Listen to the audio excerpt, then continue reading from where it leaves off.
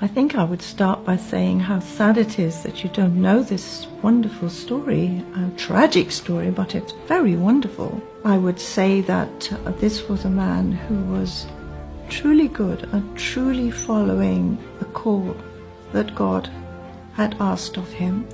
The model of Hussain, the model of social justice, the model of advocacy is something that we can find in all faiths, but there's a wonderful illustration in Islam. Hussain is never usually one of the major figures in these dialogues. Often you might have discussions, for instance, of Jesus or of the prophethood of Muhammad. Hussain doesn't figure very often.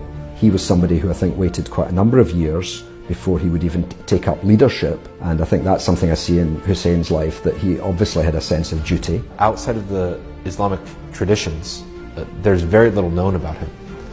And here is a model of a spiritual leader, of a religious leader, of a political leader, who actually, I think, could speak much more broadly to the world. It would be nice to include Hussain in the sort of pantheon of religious greats that often people talk about: Moses, Jesus, Buddha, Mother Teresa, Martin Luther King, these names that people regularly know. You're dealing with a really tragic event that took place in real history, you know, a handful of people, and outnumbered by a vast army, and deprived of water, women and children.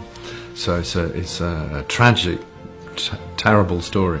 It seems to me that Hussain is a figure that one can identify with because he lived in such a key period in the formation of Islam, the early period of Islam. And what strikes me most of all is the emphasis, if you like, on what we'd call today social justice, this sort of sacrifice, the trying to better society. And that's what we need. He was killed because he was fighting for justice. He was fighting against the injustice of the world. And I think you see that again and again in our world today. Because the story that's there about fighting against injustice, of a small group who stands up against the tyranny of the many. These stories echo throughout our religious traditions and give hope and light to all of us.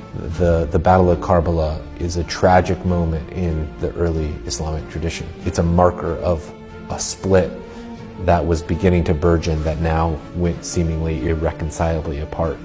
But what we can learn from our models like Hussain and the experience with Yazid is that it is possible to fight oppression. It is possible to develop what I would call a critical solidarity. And how much easier is it to develop that solidarity with partners in faith?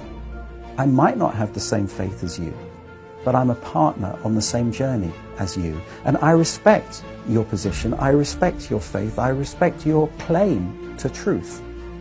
All I ask is that you respect mine. And that's what we need to work towards. And that's why I think the model of Hussain is a very important model. In the story of Imam Hussain, in the story of Karbala, where it takes defeat and turns it into something else, turns it into hope.